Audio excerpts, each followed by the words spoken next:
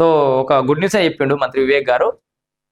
పింఛన్ల పెంపు అనేది ఖచ్చితంగా జరుగుతాదట. ఎందుకంటే రాష్ట్రం అంతా కూడా సో ఇల్లు లేనోనికి ఇందిరా మిల్లు ఇచ్చిర్రు. తినడానికి సన్న బియ్యం ఇస్తుర్రు. రేషన్ కార్డ్ లేనోనికి రేషన్ కార్డ్ ఇచ్చిర్రు. ఉచిత కరెంట్ ఇచ్చిర్రు. అంటే కొంత కొంత లోపాలు ఉండొచ్చు మేబీ ఏమన్నా. ఇంకా ఏమన్నా చాలా పథకాలు ఇస్తుర్రు.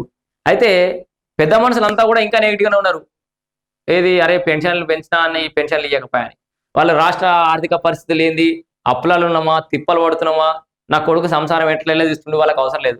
ఎందుకంటే ఇన్ని రోజులు జాయిన బిడ్డ మనం జాదు. ఇక వాళ్ళకేదో పెన్షన్ ఇస్తే వాళ్ళ బీపీ గోళీలకో, షుగర్ గోళీలకో లేకపోతే ఇంకేదైనా ఉంటే హ్యాపీగా ఆ శేష జీవితం గడపడానికి చూస్తారు పెద్ద మనుషులంతా.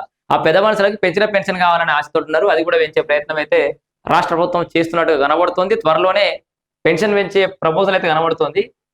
రాష్ట్ర వ్యాప్తంగా 15 లక్షల ఇందిరా మిల్లు కడతారట. త్వరలో పెన్షన్లు పెంచుతారట. ఈ అంశంపై సీఎంతో చర్చించమంటున్న మంత్రి వివేక్. ప్రజా సంక్షేమ ధ్యేయంగా రాష్ట్ర ప్రభుత్వం పనిచేస్తున్నది. చేగుంటలో డిగ్రీ కాలేజ్ మంజూరు చేయిస్తానని హామీ. చేగుంట నార్సింగ్ లో కళ్యాణ లక్ష్మి షాదీ ముబారక్ చెక్కుల పంపిణీ సందర్భంగా చెప్పిండు. సో ఇక పెద్ద మనుషులంతా జర ఇక ఆశతోటి ఉండొచ్చు.